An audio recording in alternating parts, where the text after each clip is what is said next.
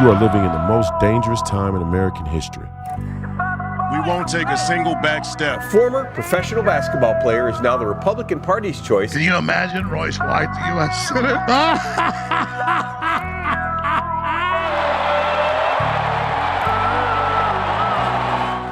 White won the endorsement on May 18th with 67% of the vote. There's nothing that guarantees we win, but I guarantee you if we lose, we will die.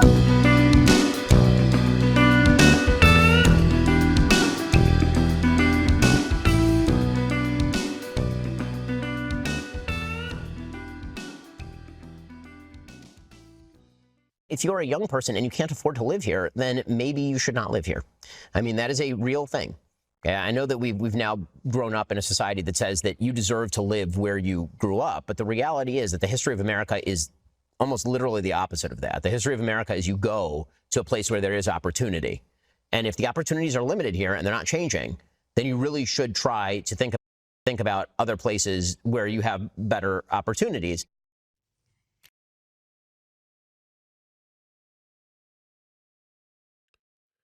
Welcome back to another episode of Please Call Me Crazy, brought to you by Free People Radio, powered by our favorite sponsor, TireGet.com. That's TireGet.com. You have to buy tires from somebody. You might as well buy them from us. Help fund the movement, help support the movement. We believe in the freedom of movement, and that's exactly what the establishment wants to take from you now. I'm your host, Royce White, here in the belly of the beast, Minneapolis, Minnesota. This is episode number 294. Today is November 13th, Thursday, November 13th, year of our Lord 2025. And happy Veterans Day to all the veterans in the audience. We appreciate your service and your sacrifice. We didn't even do a show on Tuesday out of reverence to our veterans and Veterans Day. Some things are best left to others, and I think there are a lot of people who can speak to the important messages that need to be out there on a day like Veterans Day. So Tuesday we didn't have a podcast. Yesterday, I was trying to wrap my head around a few things, and we're going to show a few videos here today to make up for the video episode that we didn't do yesterday. The reactions video that we didn't do yesterday, the reactions episode.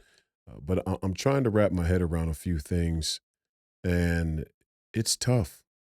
I just want to start off by saying we live in one of the strangest times I could possibly imagine. I mean, there's some weird sci-fi storylines out there that could rival what we're living through today. But as far as I can remember during my life, and really even anything that I've come across or been able to reference in American history, and I spend a lot of time studying a lot of different eras of American culture and American politics, and I don't think I've ever come across something as strange as the time that we're living in, not only in politics, specifically, but culturally.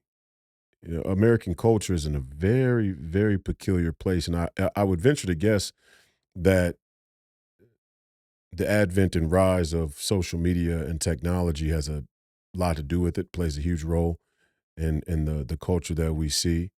But nonetheless, it's difficult to wrap my mind around, and it's somewhat difficult to stay motivated about, because you look out and you think we can't possibly be this dumb, and just on a number of issues. And I always take the black community first because I'm black, and I think the black community is being used to destroy this country, and I hope that we, as in the black community, start to be a little more honest, so we can help save this country rather than destroy it. And I take the black community for example, and I say to myself, it's almost unbelievable to me how much time black people spend on gossip and gossip about gossip. It's almost unbelievable to me, honestly. And I mean, and it's, people can say, oh, well, you're talking in generalizations, or, you're making a generalization about a bunch of people, and you don't really know how many. Look, men lie, women lie, numbers usually don't. Sometimes statistics lie too, but numbers usually don't lie. They tell us a lot of the story. And I just want you to go to social media accounts like the Shade Room. I want you to go to social media accounts like Bossip, or, whatever they are. I don't know. TMZ even. The amount of time that we spend on gossip in the black community. I'm talking about the black community first, because I do feel like the gossip culture of mainstream social media, let's call it, is littered with sexual gossip, innuendo, accusations, drama. I mean, it's like every single day there's some new gossip-like story about, a couple of celebrities or some athlete and his baby mama, or, now I saw the other day the football player, wide receiver Stefan Diggs. I think his name is Stephon Diggs, and he used to be a wide receiver for the Minnesota Vikings. And, 4 different times a story popped up about him having 4 different girls pregnant at the same time. And it's just like, yeah, that's pretty wild, no doubt. That's a pretty wild thing to have going on in your life as a young man. Definitely don't think it's a good idea. I don't support it in any way, but who gives a fuck? Honestly, I mean, and I say that as sincere and genuine as I possibly can, and I say it out of love. Who gives a fuck? Who cares? Who cares about some beef between 2 rappers? Who cares about what some, 2 rappers are saying to each other online? Who gives a fuck? Honestly, it's just, and I only say there's a preface to this episode because there's a Malcolm X clip that I got queued up in here, and I posted it online, and I think it's probably one of the most well-aged uh one of the most well-aged takes from a black civil rights leader in the history of our country, really. And Malcolm X has a bunch of them, but this one really sort of hit all the points in one fell swoop. And he's talking about the black community, and he's talking about, historically the structure of the black community and how the white liberal is and has been the overseer of the black community.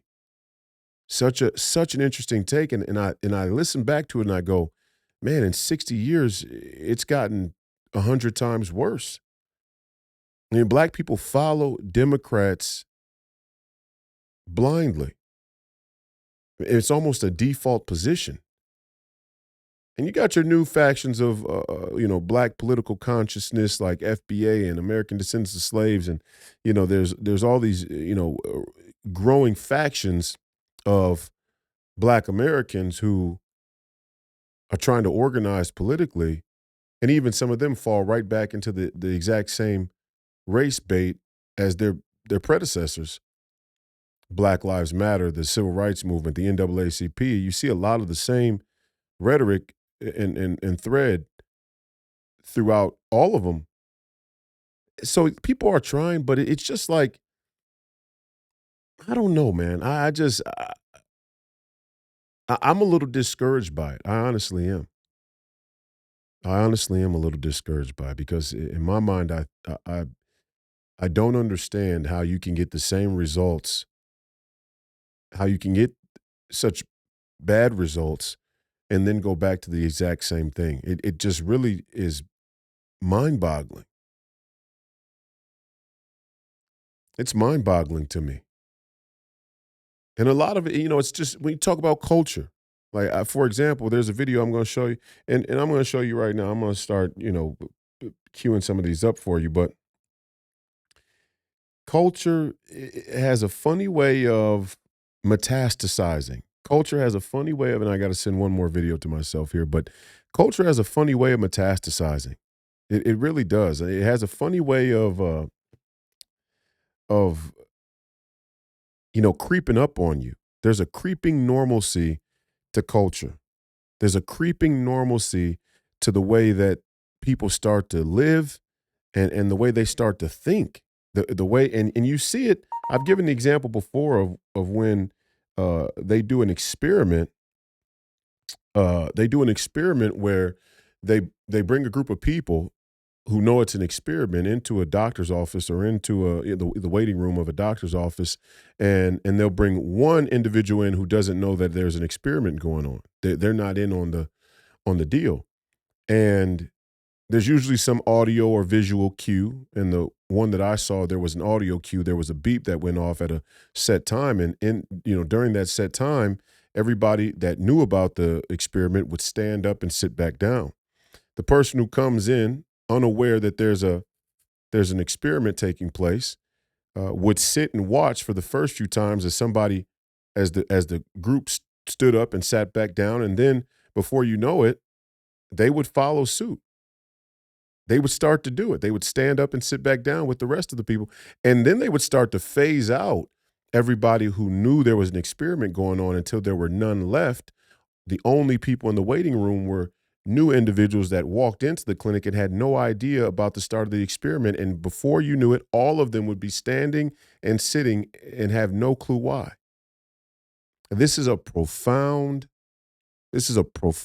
insight into how people follow one another, how people follow the group, how people follow the herd. And we talk about sheep, and people being sheep all the time, in a kind of tongue-in-cheek way, in a flippant and dismissive way, but it really is much more pernicious than we give it credit for. And I'm watching it. I mean, I watch it in the black community. It's like, and then you see all these people who want to defend black culture. I made a comment the other day about culture, and here I'll show you the video now. This is of a basketball game of a young man, a couple of young men, seventh graders, and for those of you who don't know, there are all these exposure camp type basketball games, and this is a young man here who, in my opinion, is emulating black culture. And I don't mean that to say that only black people act like this or only black kids act like this, because that's not true. In fact, I've started to see how the black culture and the black culture that has influenced young black basketball players to behave like this has now started to influence the white basketball players as well. And they're trying to copy us too. And you see that, I mean, that's not new either, right? Hip hop culture has been influencing white America for a long time. And there are young people that try to emulate the things that they see or the things that they hear emanating from hip hop culture. So you see it a lot. You see it a lot more with fashion and the way that some white people will dress. You see it with the way that some white people will talk in terms of their lingo and their accent and things like that. For example, crashing out. It's a typical, a classic black term, euphemism that comes from the neighborhood that everybody seems to have adopted. And you go online and there are all these white folks using the phrase crashing out. And it's again, a sort of copycat culture. But I want to show you this, this clip here to start off. Now, these are seventh graders, by the way, 13 years old.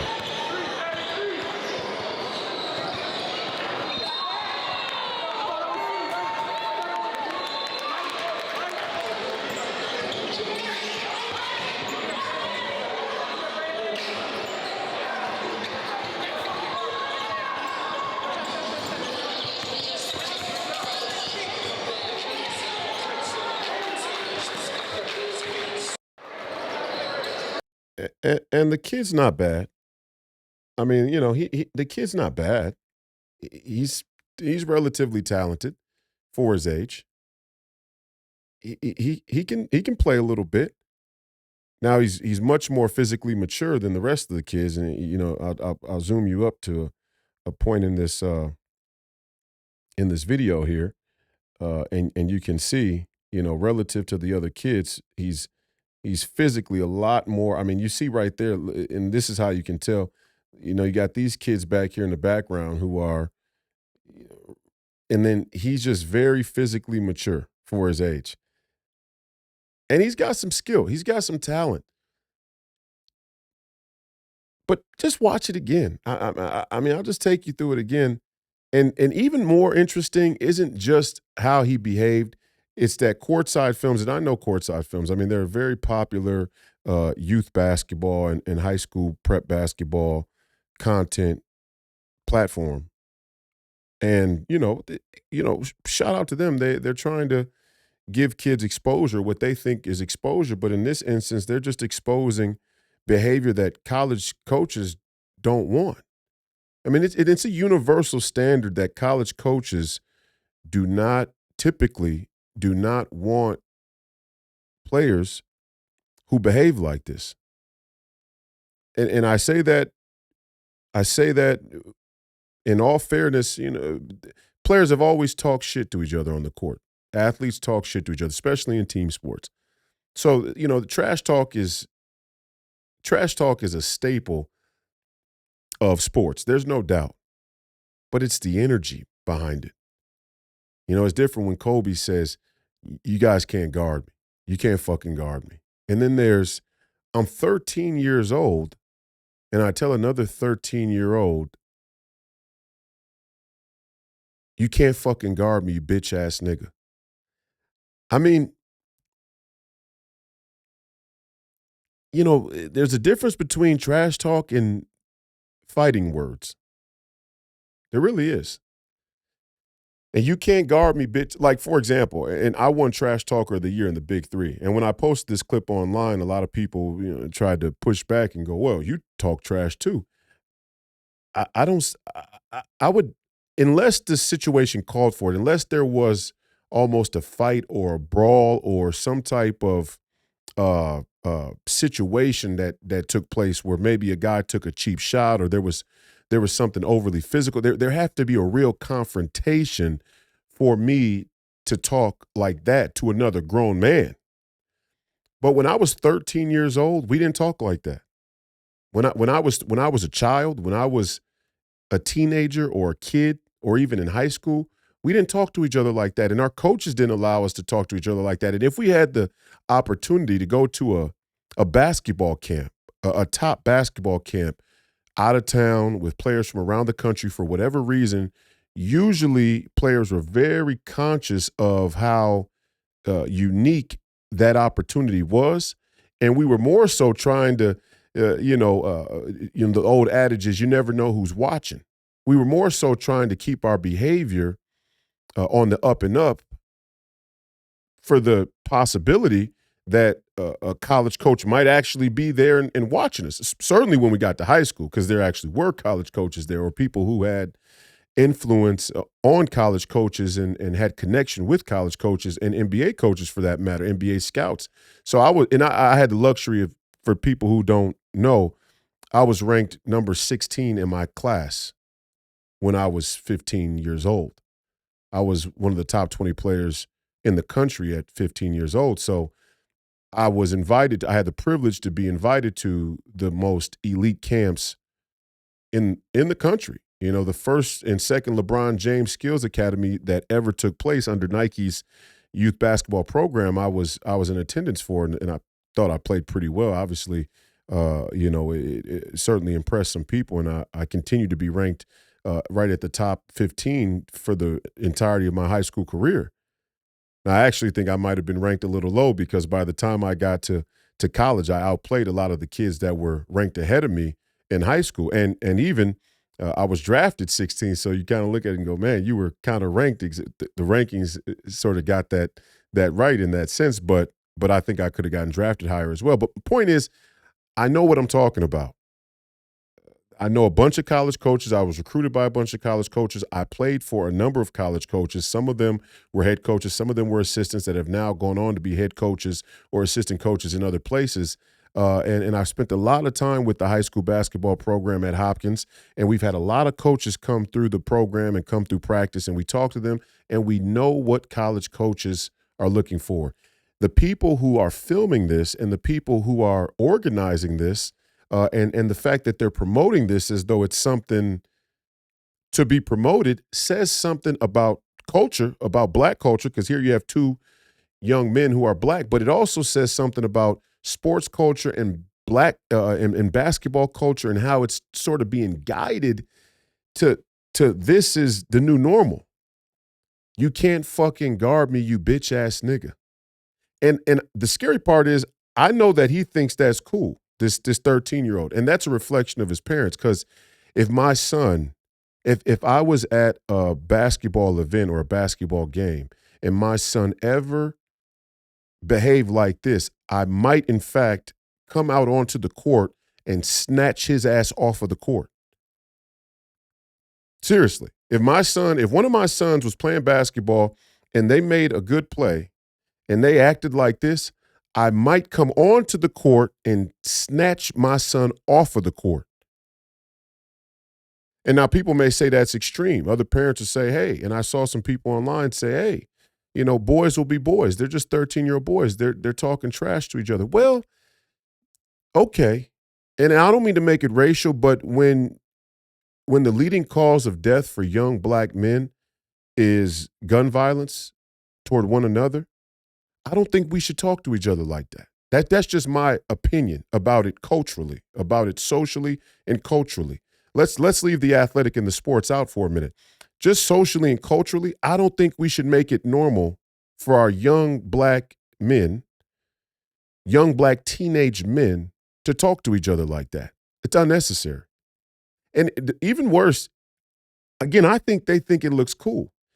In fact, I know they think it's cool because I'm watching some of the top influencers at their age, whether they be rappers or maybe other athletes or maybe just now social media content creators, whoever it is, I'm watching a normalcy develop in the black community where we think talking to each other this disrespectful is cool.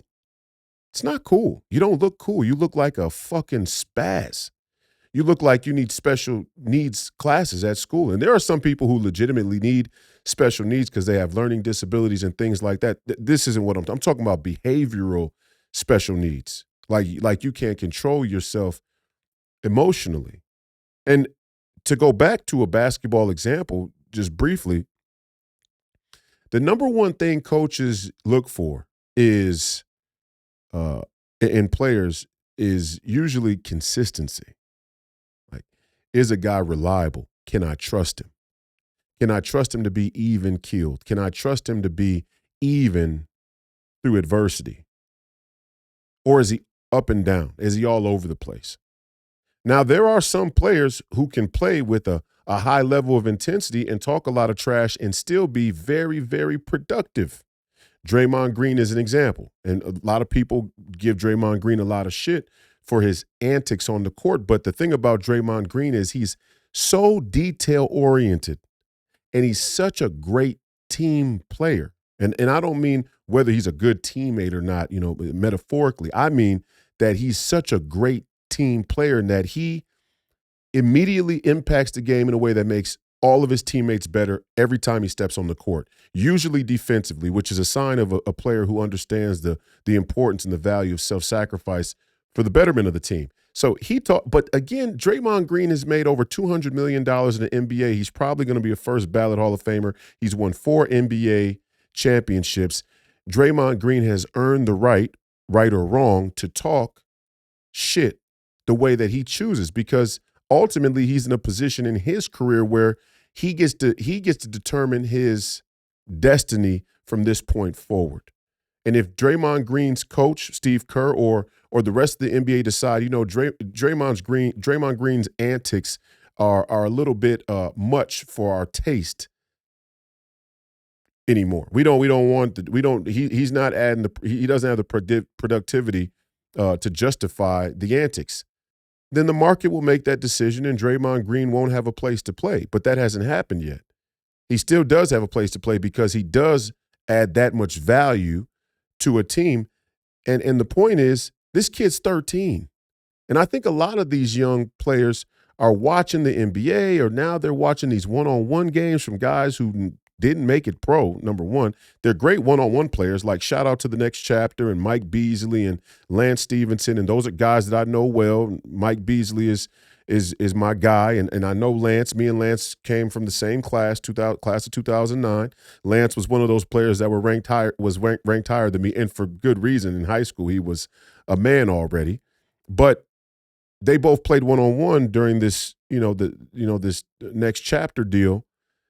And there again, you got two players who are two of the best players, respectively, from where they're from in history. I mean, Mike Beasley is one of the best players to touch a basketball that's ever come from the DMV area. Lance Stevenson is one of the best basketball players or guards to ever come from, New York City.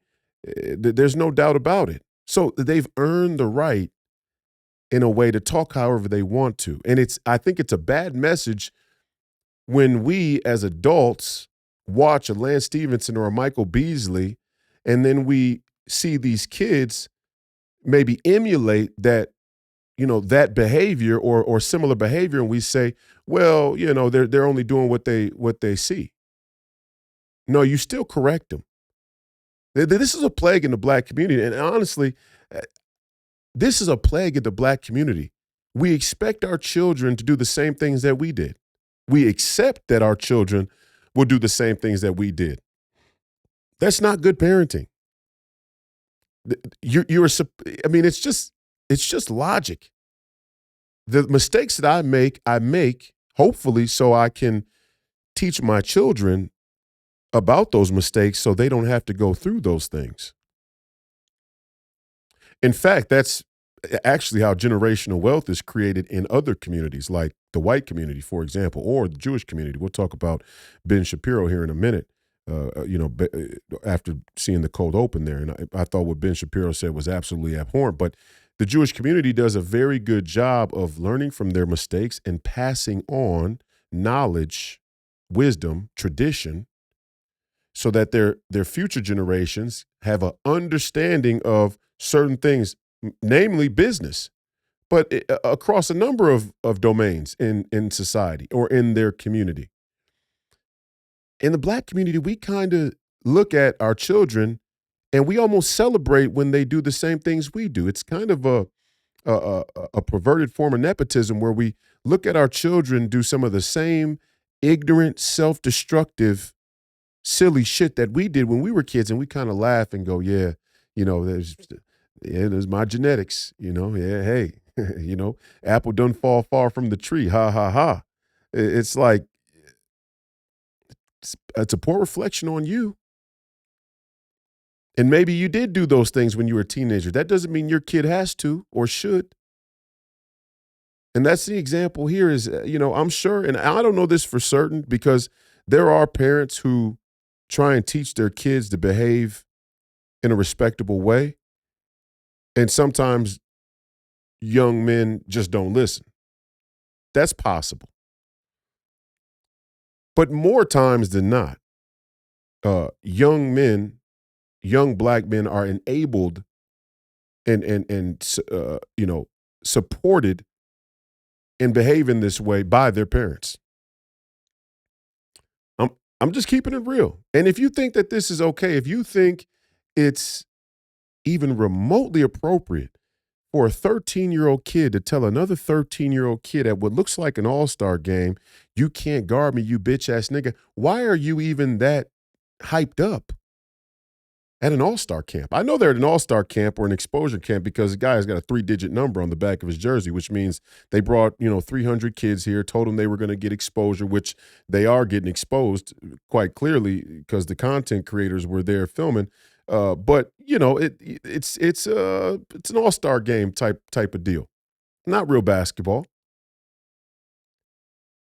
And they're in the 7th grade. And why are you that hyped up? Why are you that upset at an all-star game anyway? It just proves that, and I say this to start this episode, you might think, what the fuck does basketball have to do with? It's a microcosm. If you aren't aware, if you're too dishonest to admit that sports and basketball is one of the dominant influences in Black America, then just sign off. Just, go watch another podcast, because we don't deal with people who live in delusion or self-deception. Basketball, professional basketball, the NBA, basketball culture is one of the most dominant influences in Black America and has become one of the most dominant influences in America writ large. So if professional sports and basketball has become one of the most dominant influences in our culture, in American culture, and we've created a new normal where 13-year-old kids are telling each other, "You can't guard me, you bitch-ass nigga," at an all-star game, it's a pretty good diagnostic of where our society is. Pretty good diagnostic, pretty good microcosm of where our society is. Back to what I said about the gossip culture. You got gossip culture, you got self-destruction. And this has become popular culture. That's my point. And understand this. When you see a presidential candidate like Kamala Harris try to mainstream the ratchet behavior of a Meg Thee Stallion for her 2024 campaign, it's a reflection of Kamala Harris. It's a reflection of the Democrat Party. It's a reflection of Meg Thee Stallion and all the people who consume modern day female rap. But it's also a reflection of the Black community as a whole, all the way down to the young men who have mamas listening to Meg Thee Stallion, and the entire culture is, and I just think to myself sometimes, what happened to Malcolm X? What happened to Malcolm X? What happened to respect? What happened to self-respect and pride and honor and sacred honor? And I know Minister Louis Farrakhan's grandson, Mustafa Farrakhan, very well. Very well. Played in the Big Three, has worked for the Big Three. He was there not last summer, but the summer before. We traveled across the country together. Mustafa Farrakhan, shout out to Mustafa Farrakhan. In fact, I was with Mustafa Farrakhan the day that President Trump was shot. And I remember we were in the lobby of the hotel, and I got the call, and then I saw the text, and then I saw the tweets or the posts on social media. And I was stunned, as the rest of the world was, but also inspired because of how President Trump responded. And at the Big Three, if you go to the hotel, everybody hangs out together. We don't really hang out in teams. Some people do, but you kind of hang out together. So, you'll find players kind of standing out in front, and you got family coming and going from the hotel, or friends, or whatever the case may be. And so there were a group of people standing out front, and Mustafa was one of them. And I went up to Mustafa. Again, this is Minister Louis Farrakhan's grandson, not his son, Mustafa, but the grandson, little Mustafa. And I go up to him and I show him the video. And you know what Mustafa said to me? He said, "Man, that was one of the most gangster things I've ever seen." See, even right there, his interpretation of the term gangster and what really being gangster is in his mind, as somebody who grew up under the Nation of Islam, and Minister Louis Farrakhan, and is politically and culturally conscious of our country. And he thought President Trump standing up after being shot and pumping his fist and saying, "Fight, fight, fight," was one of the most gangster things he's ever seen. He didn't mean gangster like criminal gangster. He meant gangster like tough, gritty, a sense of resolve. He meant gangster like, this guy is unbelievably brave. And there's a certain braveness that comes along with being in the streets, or being involved in crime, or taking certain risks and chances with your life. Some of them are for stupid reasons, for silly benefits. And I only bring up Mustafa because, again, and I don't mean to be personal or talk about private conversations, but he called his father, who is Farrakhan's son, Big Mustafa, and Mustafa said, I remember to this day, because how could you forget the day that the president of the United States was shot? Doesn't happen often. And even less often that a president gets shot and then stands up and says, "Fight, fight, fight," and kind of sends a a beacon throughout the world that America has people who are willing to die for what they believe in. Not every day that happens. So Mustafa calls Big Mustafa, and Big Mustafa said on the phone, yeah, he just won the presidency right there. That was one of the coldest things I've ever seen a man do. Whether you agree with everything President Trump does, says, or not, it's a universal language. It's a universal standard. Courage is universal. And there's a difference between having courage and being a punk. There's a difference between having courage and acting like a punk. And we've lost that. We've lost the plot in the black community and black culture, and because of it, in pop culture. We should be the example of that difference. We should be the example of the distinction between gangster, having courage, bravery, self-sacrifice, and just being a punk. I don't know. Maybe it's how I grew up. Maybe I grew up around guys, they call OGs from the neighborhood that made some mistakes in their life. And they survived them, and now later on in their life, and I'm going to have some of them on the podcast in the future so you can better understand that distinction that I'm talking about, made some mistakes in their life. Wish they could go back and change it. They all testify to the same thing. We wish we could go back and change some of the things that we did. We can't now, so we have to move forward and try and be better and lead a better example for these younger people so they don't make the same mistakes, the same way we should as parents, the same way we should as coaches. But for some reason, those guys who, for lack of a better way to put it, had some sacred honor in what they were doing. Let's be clear. Some of these early gangs, although they fell victim to drugs and they fell victim to self-destruction and chaos and greed like so many human beings do, those early gangs had some sense of sacred honor, had some sense of code of ethics. They had a rhyme or reason for what they were doing. They had legitimate political gripes, and those legitimate political gripes, they transformed into political action in some sense. It became criminal in some ways, but they had a reason, a why. We've lost the why. Why have we lost the why? Why has Black America lost their why? Because the people who lead us are fraudulent. They're fake. Their why isn't real, so how can your why be real? Their why is fake, so your why has become fake. And when your why becomes fake, it's even harder to maintain a code of ethics. It's even harder to have some sacred honor because there's no anchor. There's nothing to hold on to. There's no anchor points. You just got a lot of pent up emotion and aggression and anger. That doesn't make you a gangster. That doesn't make you tough. That doesn't make you cool. It makes you emotionally unstable. It makes you unreliable. It makes you untrustworthy, especially for a young basketball player. And I'm spending 40 minutes on this because I was that kid. I was 13 years old at one point, trying to survive the influences of all the things that I saw around me. Whether it be my grandfather who got up every day and went to a 9-to-5 job where he was influential in the community and sacrificed time and energy to make sure that just the recreation centers and parks in the city of Richfield were run the right way so that the people who needed to use those facilities could use those facilities, to better the community. Or as my grandmother who went to work my mother's mother, who went to work every single day, 9 to 5. 9 to 5, worked for the Attorney General here in the state of Minnesota.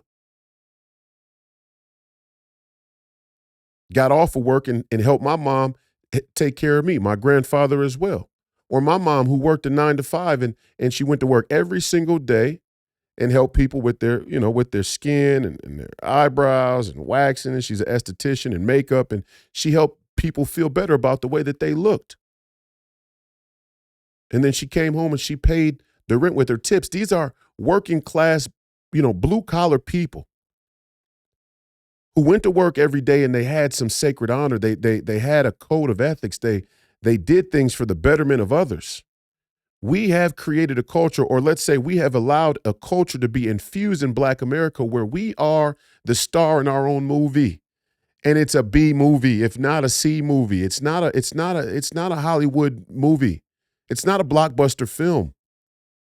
Your movie, your individual movie is not a Hollywood blockbuster film. It's a C movie at best.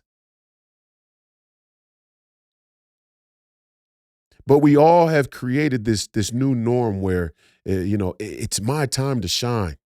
It's like I saw Coach Calipari the other day say, "We can't play my turn basketball."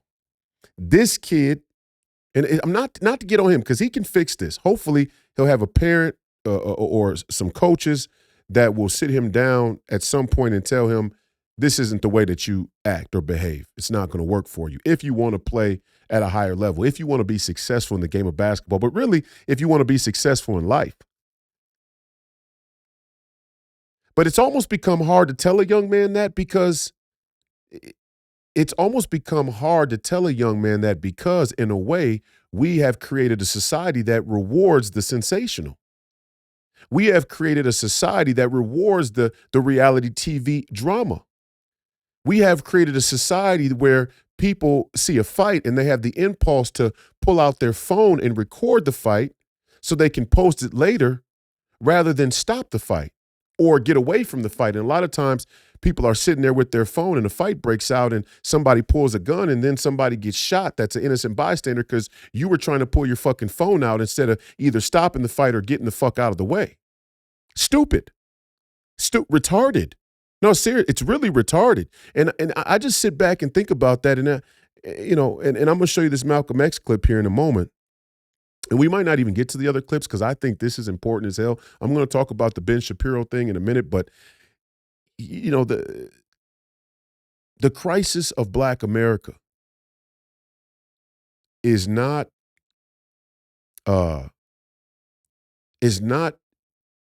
culturally irrelevant to the overall crisis of America. The crisis of Black America is a microcosm of the crisis in America, the greater crisis in America. And we have to change it. That's what I said the other day if you saw the clip where I was talking at this Republican Party BPOU, and I went off on a rant about the Republican establishment and the rhinos, and I said, in 31 years of living in the Twin Cities and 31 years of living in the Black community, I never once saw a Republican Party representative. I never once saw a Republican Party officer in the Twin Cities in my 31 years of living in the Twin Cities. Until about 3 years ago when I, ran against Ilhan Omar for Congressional District 5. And then you find this hidden thread of Republicans that do live in the city of Minneapolis or St. Paul, but you wouldn't otherwise come across them. There's not an active campaign. There's not an active outreach from the Republican Party in the major metropolitan areas, at least not here in Minnesota. I can't speak for anywhere else in the country, but at least not here in Minnesota. And that's a microcosm of why this country is in a crisis. Is everything on Black people? No. Obviously, I'm going to talk about Ben Shapiro and this entire crisis we have going on between the Catholics and the Protestants and this Christian Zionism versus America First thing. I'll talk about that in a moment. But it's not nothing what's happening with the Black community for a couple of reasons. One, race will continue to be used to divide us. That's number one. Race and racial tension and the racial narrative will continue to be used to divide us until we, and when I say we, I'm talking about the Black community, but I also mean America in general, until we decide that we're more interested in the value of our citizenship and the prosperity, the fundamental prosperity that we get from that citizenship versus the WWE politics, the political theater of divide and conquer. Until we make that decision, this country will not survive. It's not conjecture. It's not an opinion. This country cannot survive the bullshit and the racial tension and the racial narrative and the racial divide and conquer is a ball and chain on our country. And I see President Trump trying to help. I really do. You all can say whatever you want about President Trump. I support him 1,000%. And we'll talk about that a little bit later. But he's trying to help. Look at DC. The crime's down. Memphis, the crime's down. Now reports say in the city of Chicago, the crime's down 50%. You had black people fighting to keep the crime high in their own city. What kind of sadomasochism is that? What kind of sick, twisted sadomasochism is it where you promote, you encourage the women in your community not to get married and eventually marry the government of the state, and then you get young men who are raised by overly emotional women, and that's what it is. And a lot of men that were raised by overly emotional women, and now they have sons, and they don't really even know how to be a father because they're overly emotional, and so it trickles down. But you're willing to allow your women to get married to the government in the absence of a husband and a family, but then you don't want that same federal government. Well, and then she obviously votes to expand the federal government because, I mean, why wouldn't you want your husband to have more money? If women are going to stop getting married and stop having families and marry the government, of course they're going to vote to expand the government, because why wouldn't you want your husband to have more money, more power, more control? Of course. And that's why women, by and large, usually vote to expand the federal government. But then you don't want the federal government to come in and help bring down the crime in your neighborhood. I mean, these things are so incongruent. They're so incongruent, it's hard to even discuss it. Really, it's a challenge to even articulate it. That's why I have so much respect for Malcolm X, because he had a way of saying it plainly, but it struck the right chord. I'm having trouble articulating it. And in fairness to myself, I think the disconnect between what we say and what we do is even more profound now than it was when Malcolm X was alive. It's festered, it's grown, it's metastasized. It's gotten out of control. Where again, we actually try to justify how we want our young girls, our young black girls, to look up to Meg Thee Stallion. And yes, she was involved in the case where Tory Lanez is now sitting in prison and he lost his appeal, so he's going to have to serve a full 10-year sentence on a crime that I honestly don't think that he committed. If I'm being truthful, the eyewitness testimony, the other witnesses, and a lot of the things that were exposed in that Tory Lanez, Meg Thee Stallion trial do not point to beyond reasonable doubt that he did what he was accused of doing. I'm just going to throw that out there. And then she goes to date Klay Thompson. And then now rumors say that Klay Thompson is breaking up with her, has distanced himself from her to focus on basketball. Well, yeah, bro, I could have told you that. I could have told you when you start to date a woman who's as self-destructive and ratchet as a Meg Thee Stallion, who literally promotes it, it's going to have a draining effect on you. Even if it's not direct, that energy. And we talk about energy in sports, like, for example, the ball rewards energy. The game rewards positive energy.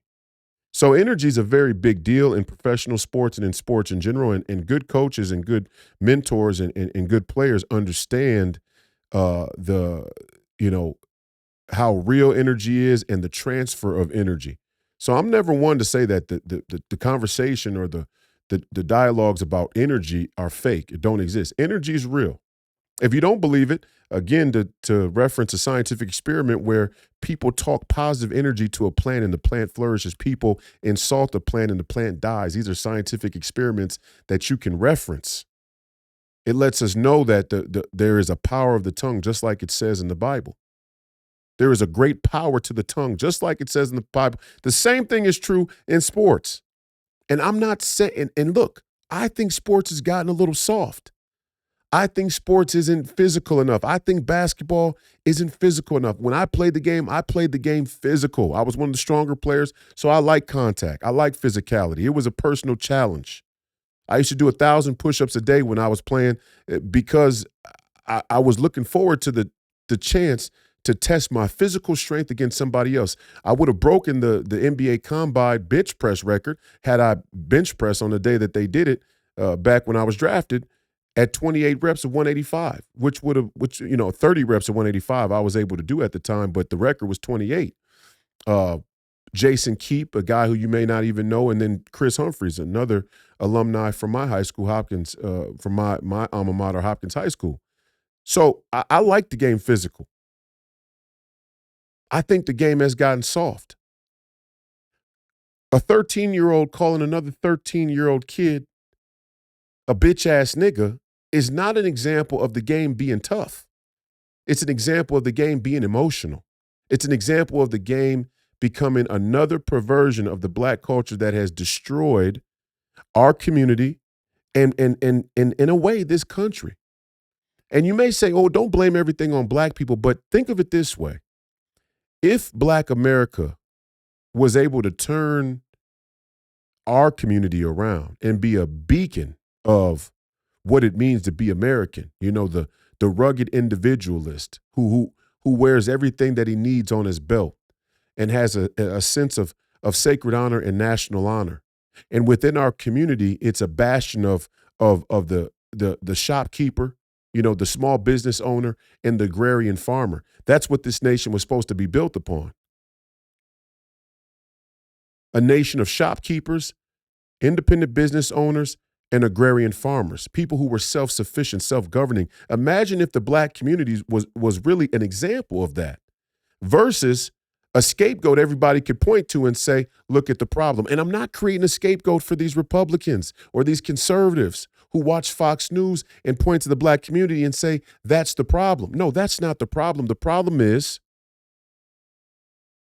that you allow it to be a scapegoat, and you either, one, won't change it, you won't go there to evangelize or to patriotize, let's say, to imbue these communities with patriotism. You won't do that. You abandon the public school system. You let the Marxists take it, and you let them teach anti-American rhetoric and education, and you're surprised when people have a lack of patriotism?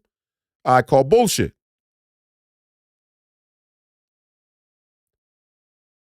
But that doesn't change the reality for people who live in those communities. And every single time you criticize black people or black culture in this country, the automatic response, the gut knee-jerk reaction is, well, what about white people?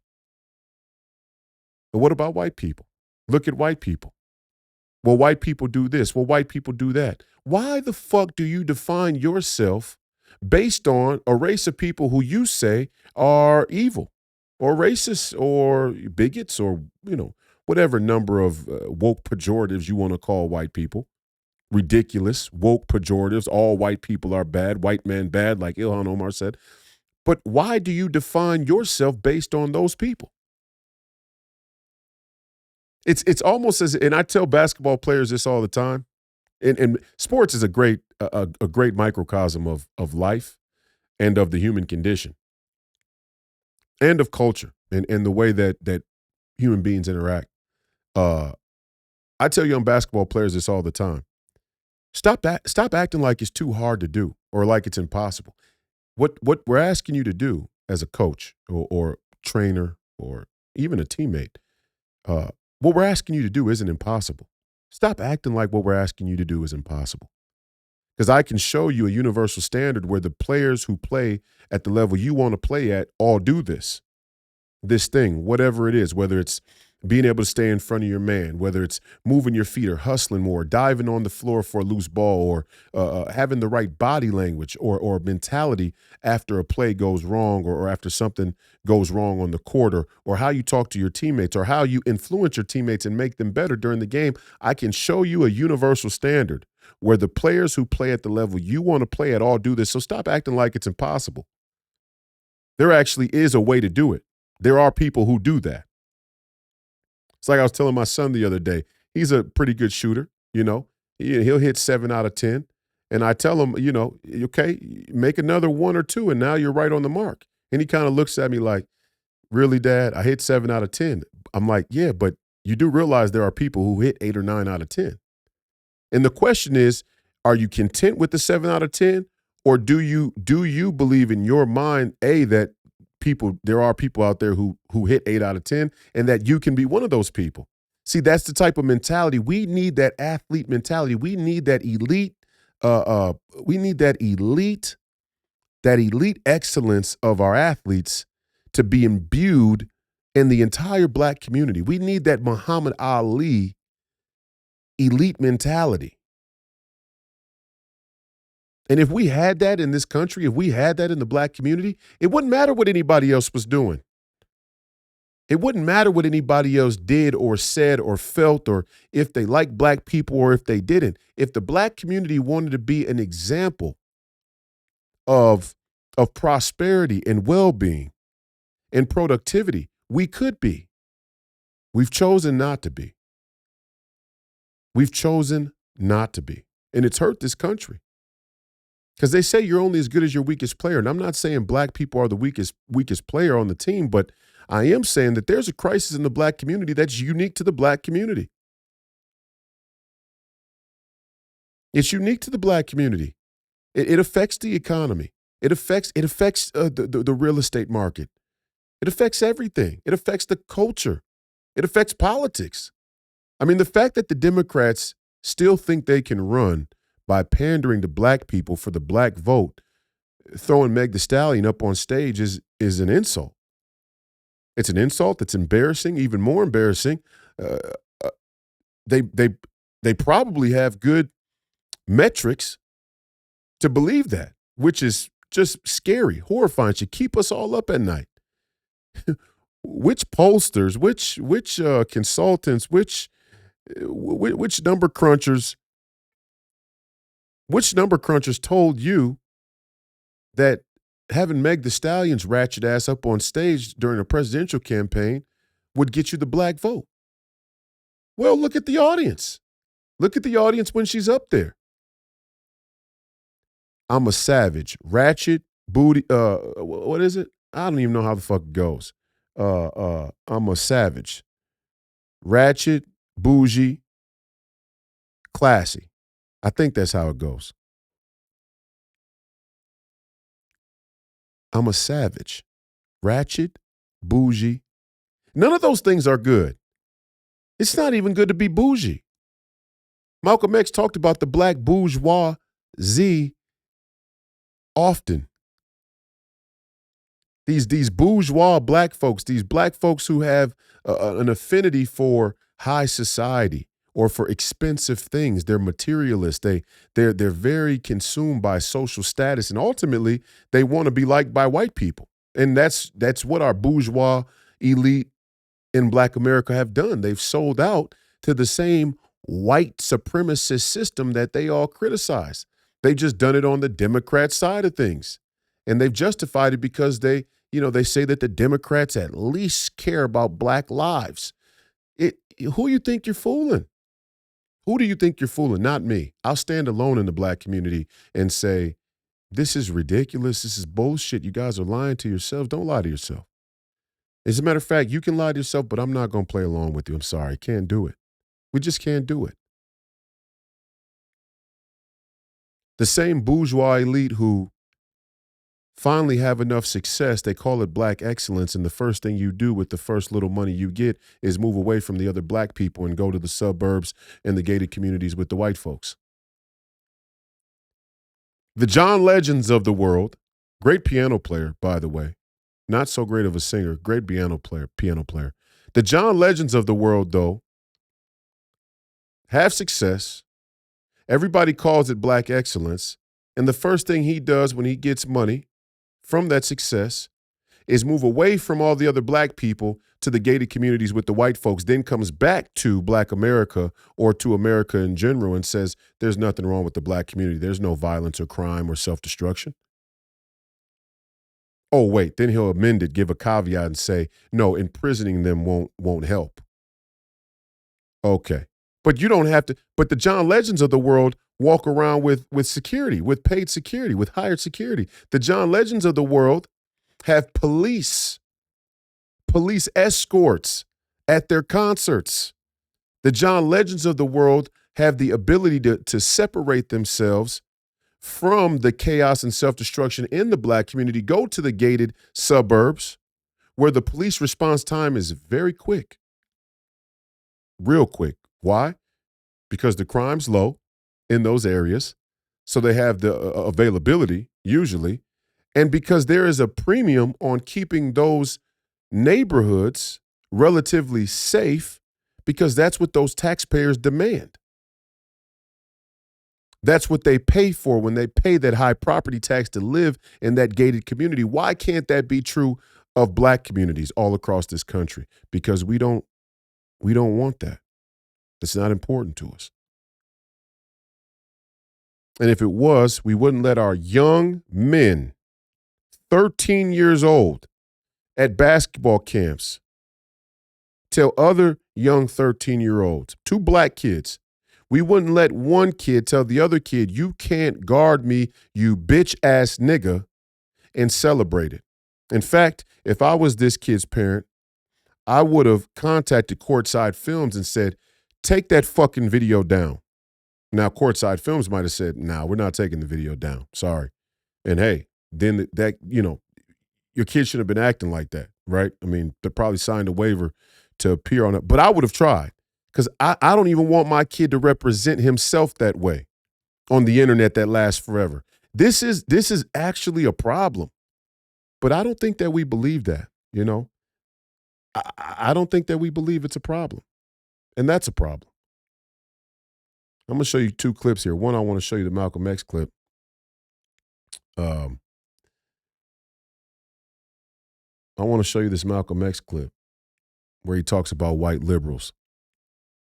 And I hope I'm not going off on a tangent. I mean, I didn't even plan to talk about that, but I feel a certain sense of passion about the connection between sports, which is predominant in black culture, in black America, and our communities and our young men and the violence and the self-destruction and the attitude and the culture that emanates from us. We can talk about white people all day long, but you still got to deal with you.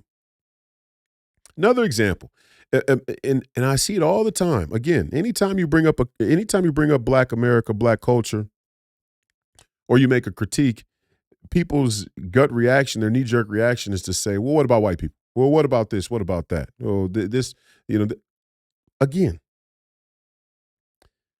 I know you didn't play sports. You might be a fan of sports.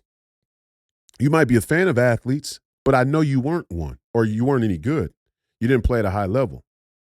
Because people who did tend to not do that. Like, for example, again, imagine you're in a basketball game and a player misses an assignment, loses his man for whatever reason, lost sight of his man, and his man gets a layup at a critical point in the game. And the coach calls a timeout. They get to the huddle, and the coach says, "You can't lose your man." And the player goes, "Other players lose their man. I've watched other games where other players lose their man. The refs don't want us to win. This team has better jerseys or better shoes than us. They got better practice. Get the fuck out of the game. Get your ass out of the fucking game. Sub." That's sports culture. That's high-level athletics in sports. That's how we think, that's how we operate, and that's the standard expectation in high-level sports. Your coach is pulling you for making 1,000 fucking excuses for your mistakes. Your coach just pulls you out of the game.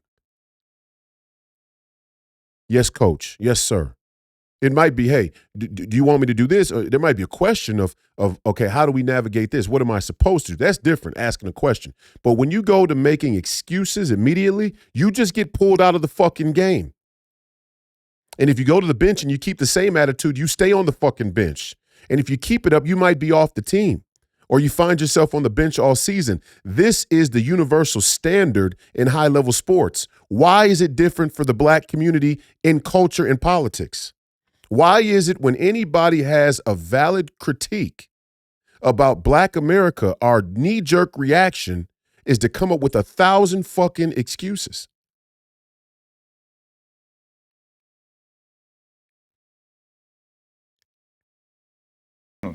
Toward Negroes. A fox acts. I think there are many whites who act friendly toward Negroes. A fox acts friendly toward the lamb. And usually the fox is the one who ends up with the lamb chop on his plate. The wolf doesn't act friendly, and therefore the wolf has more difficulty in getting the lamb chop in his plate. I'd like to point out, though, that... And I say that because it is usually if you study the structure of the Negro community, economically, politically, civically, psychologically, and otherwise, it's controlled by the white liberal, who usually poses as the friend of the Negro, who actually differs from the white conservative in the same way that the fox differs from the wolf. Their appetite is the same. Their motives are the same. It's only their mannerisms and methods that differ. I would agree that no doubt there have been a large number This part right here is whites classic. who opposed as liberals and This as is friends of the Malcolm X Negro at his and who have finest in this next time and again bit. betrayed the Negro. On the other hand, I think one could point to a large number of whites who have struggled for civil rights, Give me for an example. equality, and have got little or nothing out of it, other than quite a few bruises. Give me an example. Well, the large number of white students who have gone into the South, for example, working for SNCC and other organizations. Not working for SNCC or other organizations, but working for the white political machines who benefit by the voting efforts of Negroes. Okay, I'll be more specific. I would cite Herbert Hill, for example, as a kind of person who has championed Malcolm Negro laughs. job rights, for example, in New York City and elsewhere. He has fought the political machine. First time I met Herbert Hill personally was when they were picketing to stop the working on the Harlem Hospital in Harlem. Negroes for 10 years had to fight the city to get an annex built on the Harlem Hospital. Because in Harlem we need a hospital more so than anything else. Our people are sick. Plus we do a lot of cutting and shooting of each other, though we profess to be nonviolent. And Herbert Hill brought his forces out and stopped the working on that site. This is the first time I ever saw him. Then when work was brought to a halt on a hospital in Harlem, the same Negroes tried to stop the work at the Downstate Medical Center in Brooklyn, which is predominantly white. They were out there for 3 months during the summer, couldn't stop anything. And I never saw Herbert Hill out there one time. Now, whenever it takes a stoppage of something that's going to affect the white man, you find the white liberal absent. But when it involves something that primarily will affect the best interests of black people and black people only, then that white liberal is present. Herbert Hill is the labor secretary for the NAACP.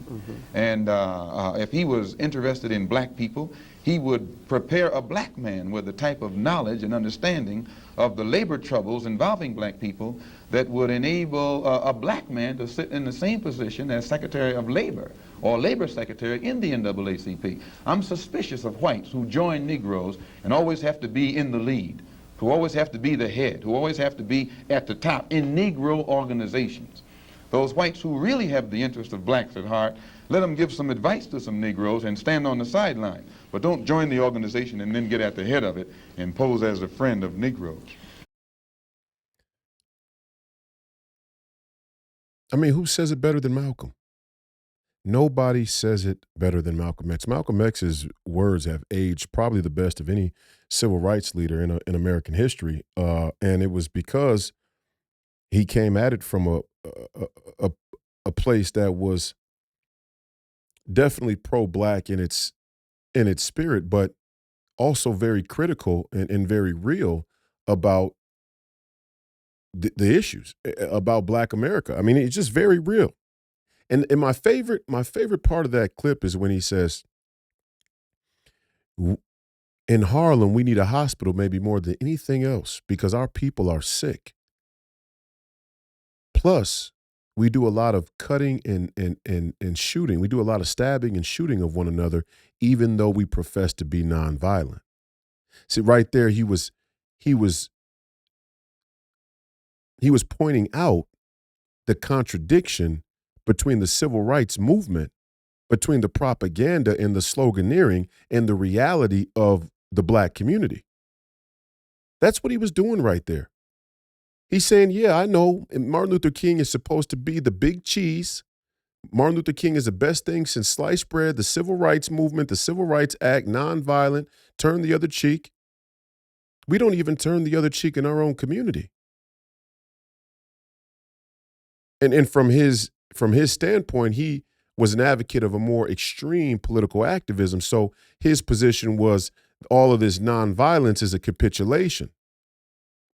But it still points out the true nature of the contradiction in that we talk about being nonviolent when it comes to this esoteric and abstract, analysis of race relations and the fight between the blacks and the whites. We talk about nonviolence in that context, but what about the context of Harlem and how black people are stabbing each other and shooting each other, and that's why we need a hospital in Harlem more than anything else. He said we need a hospital in Harlem maybe more than anything else because our people are sick, which is a comment about the overall health and well-being of the black community. Another thing that is often overlooked, and now they're trying to tell us that obesity is supposed to be cool. Now, Meg Thee Stallion, that's one example, but what about what was the big girl's name? I don't even remember her name anymore because that's how quick people come and go. I don't even remember her name. What was the big girl rapper? Now I gotta find it. 1 second.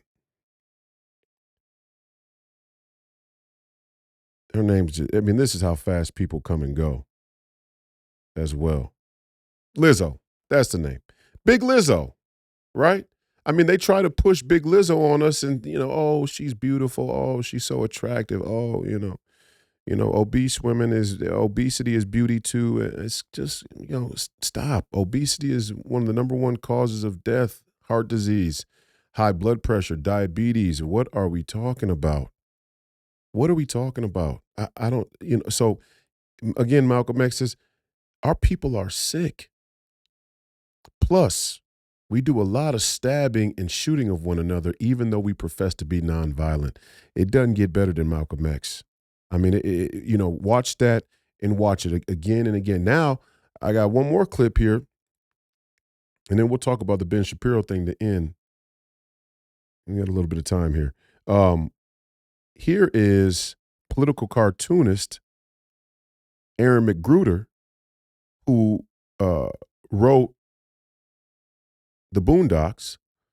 And The Boondocks is my favorite cartoon. Anybody who knows me personally knows that if you catch me watching TV on an off day, I will often go back to a Boondocks episode that I've seen probably 3-4 times. It was some of the best political commentary about stereotypes in the black community and really just American culture that's ever been created. And I would love to see the Boondocks be rebooted, although I don't imagine that the Boondocks would be platformed in today's world. I don't think the Boondocks would survive. I think it'd be canceled. Maybe it's part of why it already was canceled. I'm not sure. I don't know the history of why the Boondocks stopped, but it used to air on Adult Swim, which was the midnight or the late night hour, more adult rated television of Cartoon Network. And Boondocks was a great show about two black kids that basically get taken in by the grandfather in the suburbs. And, there's all of this black culture or these cultural black, this black cultural innuendo that they come across or interact with in the suburbs, even though they're away from the neighborhood. And they talk about nigga moments and they talk, and they talk about rappers and how rappers are fake and some of them gay. And, it's just one of those cartoons that there's a little truth to all stereotypes. And if you're from a black community, you know, you may not like or you may be offended by some of the stereotypes that you hear. But the question you have to ask yourself is, where did it come from and how true is it? Because there's a little truth to all stereotypes. Let me show you the clip here.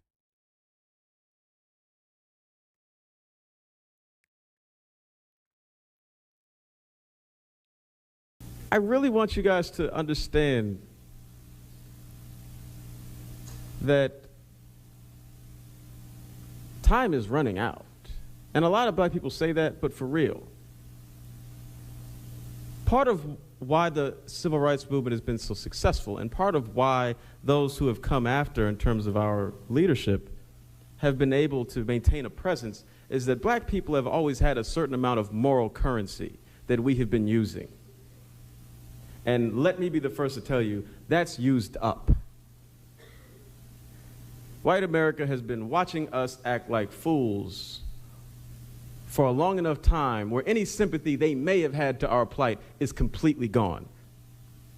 You're approaching a country that, forget hating black people or not hating black people, they just don't care.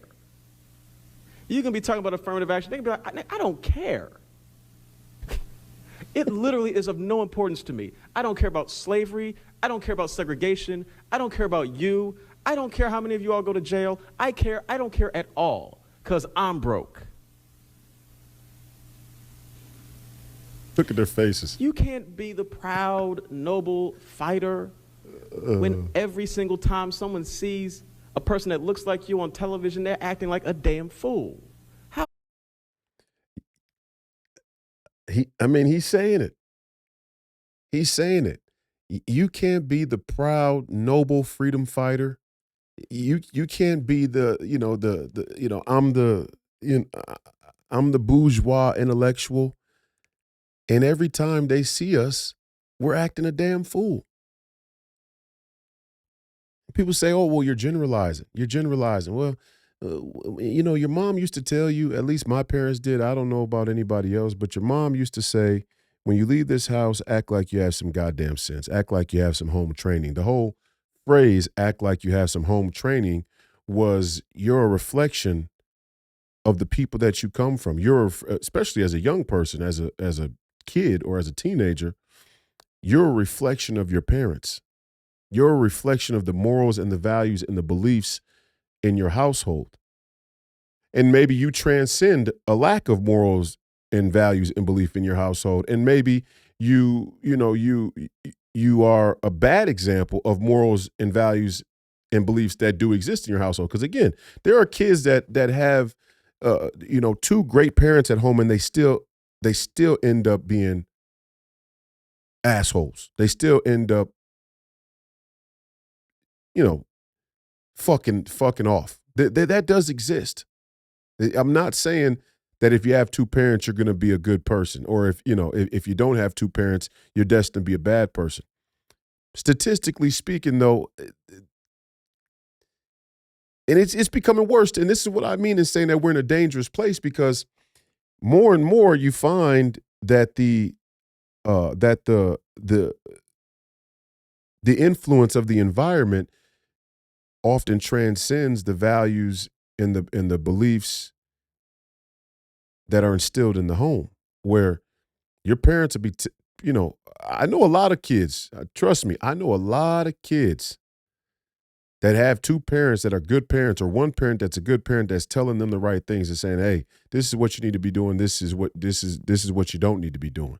And the kid still goes and fucks up. I know a lot of parents. I know a lot of parents that have kids like that. I know a lot of kids like that. I've seen it.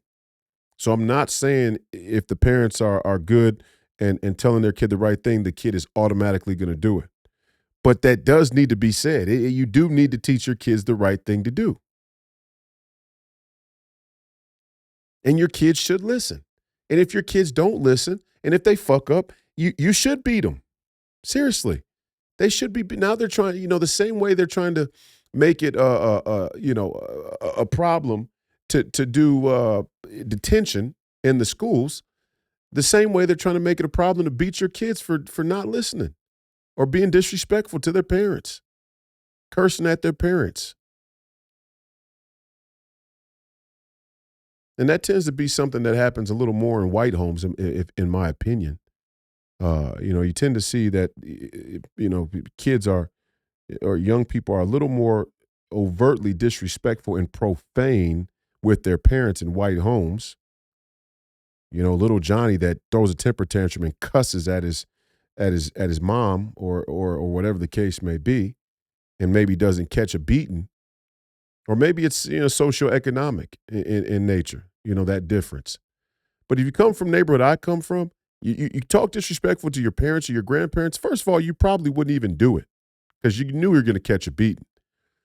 But if you did it, you caught a beating, and that was just the way it was. And I think somewhere along the line, we lost that. I know we did. I know now, the school is always asking the kid, are they being abused? And you can't beat them. And then in the schools, you don't put them in detention. You don't mark them tardy. You give them passing grades when they're failing. They can't read at a grade reading level. And you still tell them they're smart and they're brilliant. Then you make up a bunch of pseudo-intellectual bullshit to make them feel like they're brilliant, like transgender pronouns and transgender folklore, and to try and supplement and justify telling them that they're brilliant when they can't read at a grade level. It's ridiculous. It really is ridiculous. I think I put this video in here. I gotta see for a second, but and I'll give you an example here. I'm gonna show you the alliance right here. The least amount of money a man could make to really date that Chinese I've kitty, dated, that I personally that you dated. personally dated. Respectfully. No less than 10 million. There you go. That's the answer we was waiting on. $10 million minimum. You know what I'm saying? You got to spend $1 million on kitty. Hold on, though, but people don't understand this. When you are a pretty bitch, I don't give if you was born that way or you made it that way. You are investing in facials, in massages, in face. What did I say? I said everything. I'm gonna start it over for you guys. Now, if you tell me that this isn't black culture, you're full of fucking shit. See, and again, and I say this because, again, this is a problem with the culture as well. We have a problem with our logic. Our logic is so flawed, it's actually scary. If a black person is successful, we hold them up as an example of the black community as a whole. We call it black excellence. If a black person does something wrong, wicked, evil, criminal, if a black person fails in grand fashion, we make excuses and we talk about white people. We blame it on the white man. We blame it on racism. We blame it on the system. So everybody who's successful, it's like you always win. It's a win-win-win. It's just there is nothing but winning if you're a black person. That's what they mean when they say victim mentality. You have to be in sports, again, as another example, you have to be able to take the wins with the losses. It's the same in sports and in a game and a competition that it is in culture and in politics. You have to be able to take the wins with the losses. Sure, when black people are successful in this country, we want to be able to, acknowledge them and say, hey, congratulations. That was an incredible thing you achieved. But when black people do things that are wrong, we have to be able to say, hey, young black man, hey, young black woman, what you did was wrong. How you think is wrong. What we're teaching our children is wrong. These are the things that are wrong in black America. Anytime you say that, immediately people get offended. They say, oh, well, that's not a representation of black culture. So it's only a representation of black culture if it's a positive. That's a non-starter. And that's why black America isn't taken serious for the most part. That's why Malcolm X was laughing when the guy said Herbert Hill in the NAACP. Malcolm X just kind of chuckled at him like, you really going to mention the NAACP to me? You really going to mention Herbert Hill and the NAACP, the woke liberal NAACP. You really going to mention them to me as a legitimate source of this fight here in America for black people? No, let's talk about Harlem Hospital and the stabbings and shootings in Harlem. Let's talk about that first. We're going to put the onus on us. We're going to talk about how we behave first. Self-discipline, self-control, pride in oneself, respect, self-respect. Let's talk about that first. Are you going to tell me that, and I know this, I don't know her personally, but back in my day when I was playing basketball, being at a few nightclubs, a nightclub or two, I remember running into this girl. Her name is Chinese Kitty. She was one of those early Instagram model, video vixen type girls. And I remember, and she was getting paid to come to the club and host. And if you put a pretty video vixen or Instagram model on the flyer, you could get people to pay another $10, $15 to come and hang out with her. And that was ridiculous in my mind to begin with. If I was going to go to a nightclub, I was going to go to a nightclub to have fun because I'm going and because the people I'm going with are fun or whatever the case may be. I never felt compelled to go to a nightclub because some Instagram model was going to be hosting that night, unless I already knew her, unless she was a personal friend and I actually, knew her personally, then it might be different, but randomly, if I'm a random person, I mean, this is crazy. And this, I see people probably listening to this and going, what the hell are you talking about? Because for you white folks out there, you don't even understand what I'm referring to maybe. But for all you black people in the audience, when you see a flyer of a nightclub and there's some IG model who's hosting a party, why does that motivate you to go to that club? Why does that motivate you to go? I mean, even that shows how superficial and fucking goofy we are. First of all, you're not getting laid by her. You just want to look at her in person. You just want to see her. You just want to be in the room with her. How embarrassing is that? Honestly, it's almost like it's almost unbelievable. But then when I watch a podcast, which I think is very popular, by the way, I mean, this guy's, he's condoning the shit. He's encouraging her. Nowhere in here does he stop her and go, are you serious? He asked her, what's the minimum a guy has to have in order to date you? She says $10 million. What makes you, and I don't mean to go Kevin Samuels here, but what the fuck makes you think you're worth $10 million? Your body's fake, number one. Your body's fake. So, I mean, there's that part of it. But the fact that you think it's even remotely appropriate to talk about such a high price tag on your private parts, I'm trying to cut back on the profanity. The fact that you think it's remotely appropriate to publicly talk about this high price tag on your private parts is a knock on the price already. I mean, you're cutting the price down right.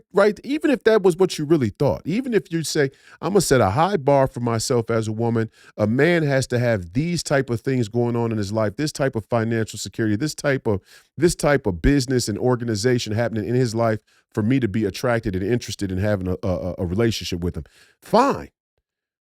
But why are you saying that in front of the entire world? Like, A, it's something reasonable for most women to aspire to, or B, why are you saying it like, like you are so cocky and arrogant, anybody watching who actually has $10 million is going to pick you. In this way, she's a reflection of the same thing that the 13-year-old boy was doing when he looked at another 13-year-old kid and said, you can't guard me, you bitch ass nigga. This is the female equivalent. This is the adult female equivalent. Now that kid's 13. He's only emulating what he's seeing. This is a full-grown adult woman, and this is the female equivalent of what that 13-year-old kid was doing. This is childish. This is a childlike mind. I'm playing it again. A man could make to really date. This is black culture. That I personally dated. That you personally dated. Respectfully. No less than 10 million. There you go. That's the answer we was waiting on. Period. You know what I'm saying? You got to spend $1 million on Kitty. Hold on, though. But people don't understand this. When you are a pretty bitch, I don't give if you was born that way or you made it that way. You are investing in facials, in massages, in face. What did I say? I said everything. BBLs, maybe not BBLs. Your hair, your makeup, you this, you that. You doing all this so you could bag the right type of person. Why the would I settle? I don't know. You guys tell me. You tell me. And the scary part about it is we have such a weak society, a weak male society. This host is an example, and he's a popular guy on social media. I see him posting stuff all the time. He's a popular, content creator. He's a popular podcaster. But it's guys like him, right? It's guys like him who would even allow a woman to say that and not push back on it at all. Especially her. I mean, come on. You've been tossed around, but who you think you are to put a $10 million price tag on your ass? Are you kidding me? It's women who look better than her. There are women who look better than her who are charging $500 an hour. Let's just be real. If we're going to be adult and have adult conversation about it in the black community, let's just be real. There are women who look 10 times better than her that are only charging $500 an hour. That's the truth. So, I mean, in what world? I mean, I guess fake it till you make it. I guess if you can inflate you see how moral hazard works? you see how the financial is a microcosm of the culture. I mean, she's inflating the price on.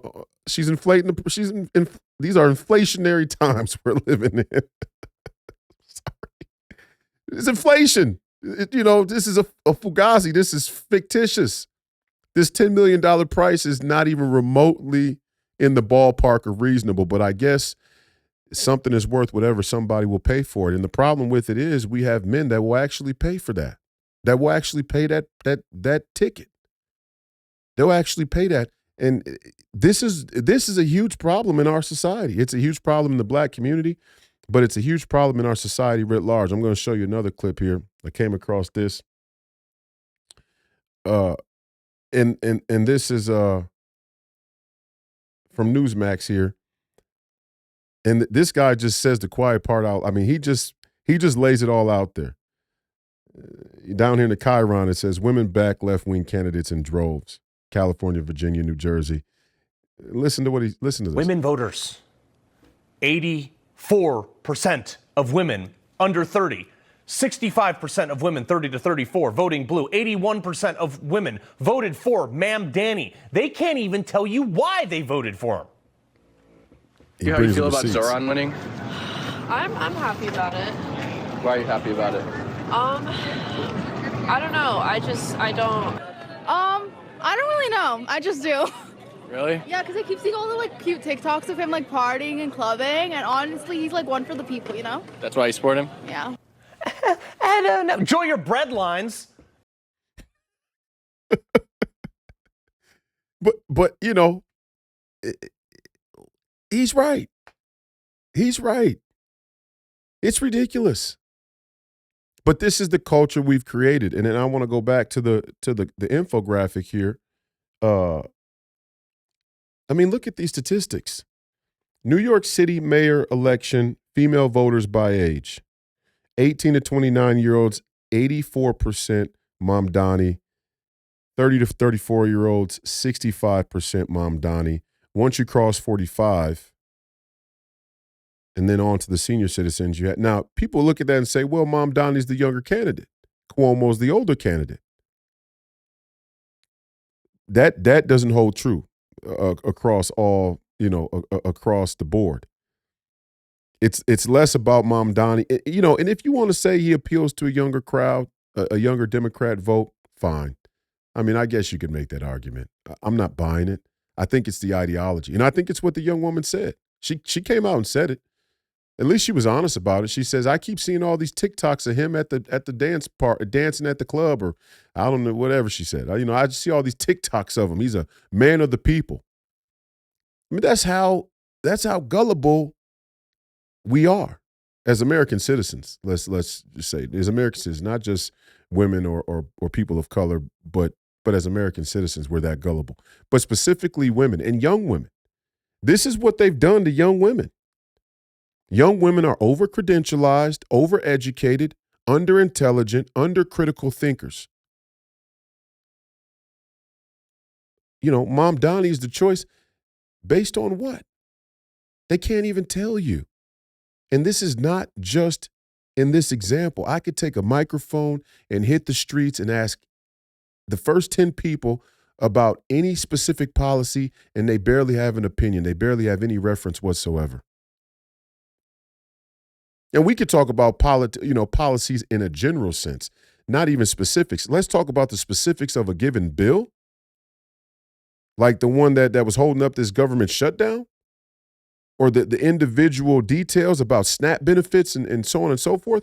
People can't even tell you those details. We have no clue what's really going on in this country politically, yet our opinions are as convicted as they've ever been. The difference between the left and the right is young women on the left are being indoctrinated in droves in the universities, and they're being credentialized, and they're being encouraged, and they're being supported by the mainstream media, by the narrative. They're being told that they're right. They're being told that this is a revolution. This is their revolution, and it's not even based in reality. That's how you get gender non-binaries as the priority of American politics. I got another clip here. It's funny that we just kind of segue right into that. I give you another example. This is the last video I'll play, but here's another example. This is a Nebraska state senator.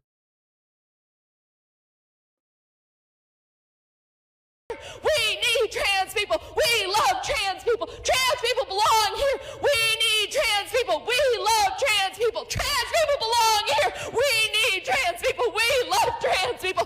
Trans people belong here. We need trans people. We love trans people. Trans people belong here. We need trans people. We love trans people. You matter. You matter. And I am fighting for you. And I will not stop. I will not stop today. I will not stop tomorrow. You are loved.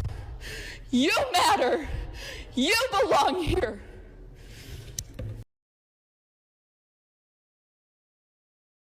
It's almost unbelievable. It's almost unbelievable. Almost. I mean, if I wasn't here to witness it, you'd have trouble convincing me that it's true. But I'm watching it. We're all watching it. You tell me how the black community has given over to the white liberal woman who's given over to the transgender movement, and if you can honestly stand there with a straight face and pretend like you still have some pride or some honor for a pro-black movement or the black community, I just call bullshit. I just say, oh, you're full of shit. I'm not. And honestly, I think people should write you off. I think people should dismiss you. I think the black community should be dismissed until the black community is ready to be more honest. When the black community is ready to be more honest, then we can have a legitimate conversation in a legitimate town hall, so to speak, a conversation in the public square about organization and what our political path is forward. But we're not even being honest right now. There's no honesty here. Aaron McGruder was being honest in the Boondocks. The great Malcolm X was being honest, for sure. I'm being honest when I tell these young men, it doesn't make you cool to look at another young man on a basketball court and say, you can't guard me, you bitch-ass nigga. That should get you killed out here. If you use that it might get you killed at a basketball court. I know a young man who was playing basketball with the grown men, and a grown man called himself trying to punked the young man, and the young man pulled a gun out in the middle of the gym and shot him in the stomach at the gym. He was about 15 years old when he did that. So that's the neighborhood I come from. Shit like that used to happen. So you couldn't even safely talk to people like that on the basketball court, let alone in life.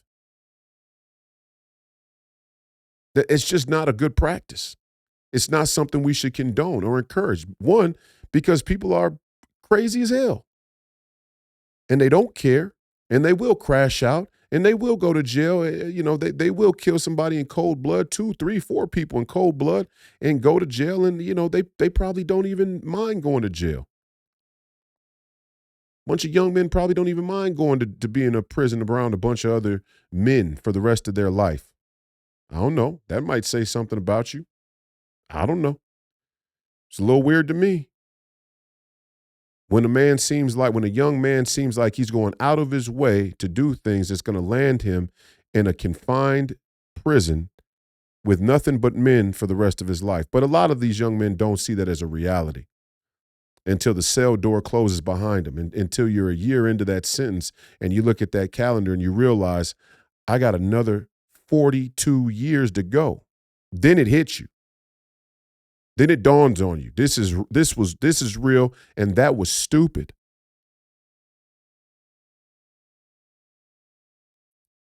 I don't know. There's a crisis in Black America.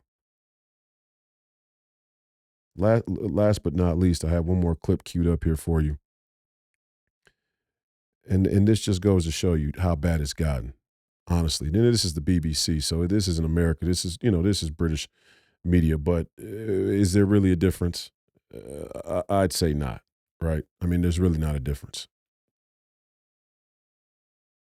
Now, transgender woman's milk is just as good for babies as breast milk. That's according to a letter from the medical director at University Hospital Sussex NHS Foundation Trust.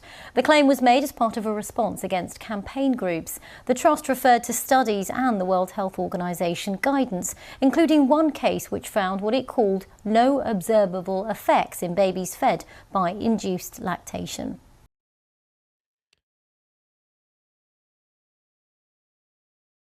Transgender women's milk is just as good as natural breast milk.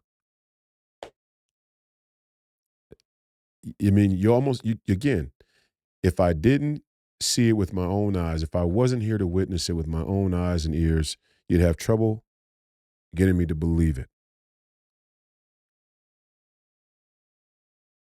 Now, and I didn't get a chance to talk about it today, so maybe we'll do it tomorrow with Professor Penn and this entire Ben Shapiro, Mark Levin, Tucker Carlson, Nick Fuentes beef is raging into Candace, and I don't know who else would be on the Megyn Kelly, I guess, is in the mix.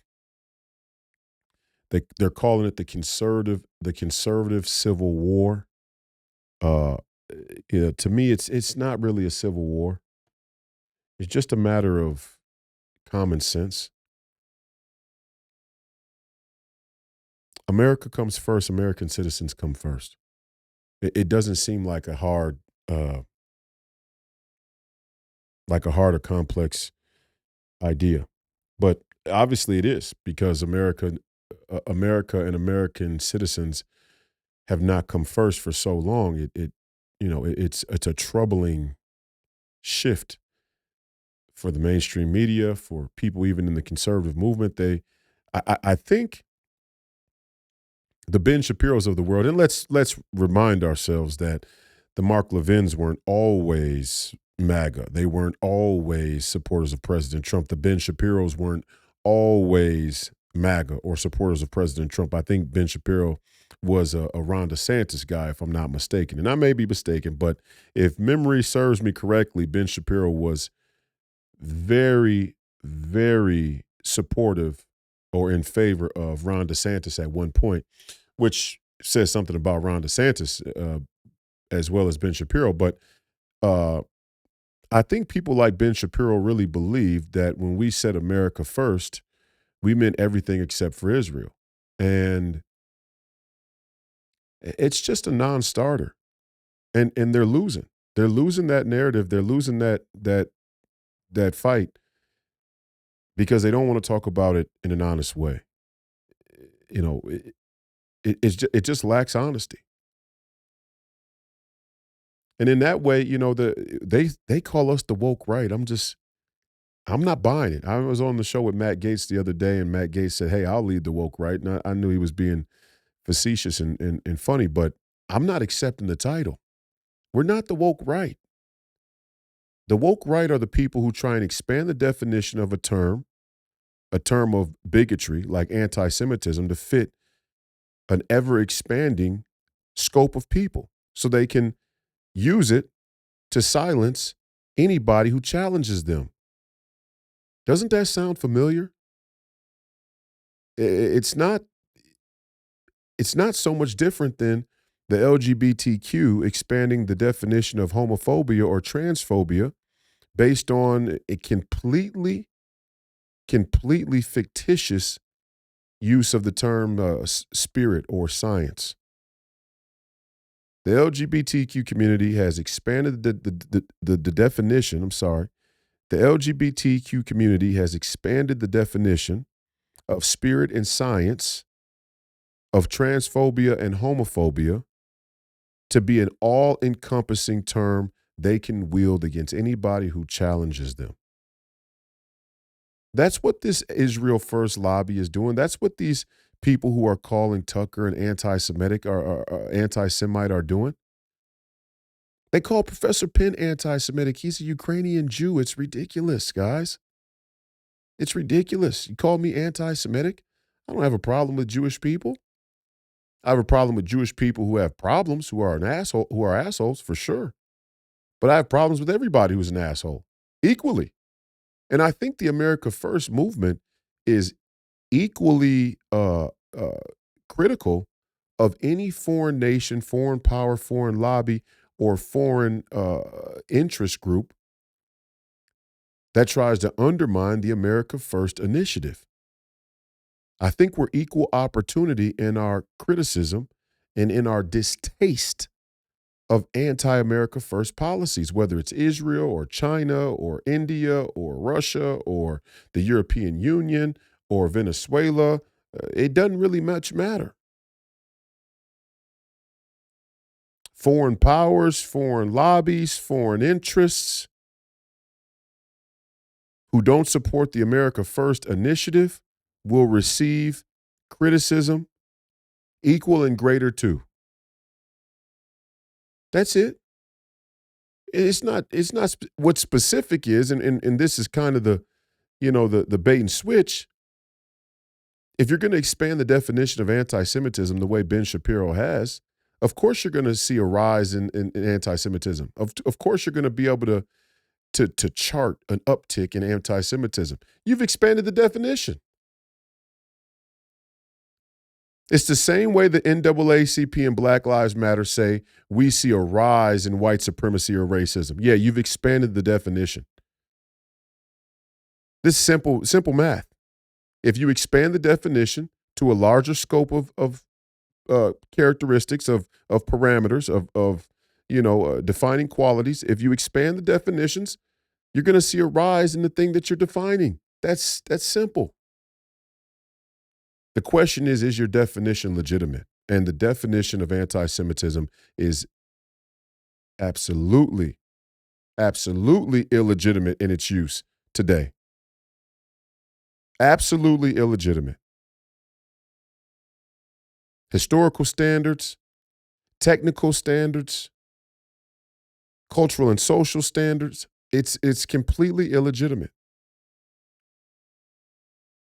Now, on the flip side of that coin, I do think that this entire Israel argument is in some sense being used as a scapegoat and a distraction, yet again, like so many other things in American culture.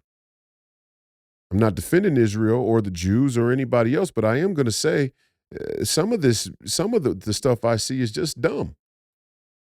Israel is not a legitimate nation. These aren't the real Jews. They're not the real Jews. First off, Israel's a legitimate nation because they won a war for their territory. Whether they did it with our help or not doesn't matter. And there is a group of people on the left, like I've said before, that want to undermine the legitimacy of America as a nation by the proxy of delegitimizing Israel as a nation. They want to say Israel is not a legitimate nation because it sits upon stolen land, stolen ground. It's not stolen, it was conquered. In fact, it was sold to them.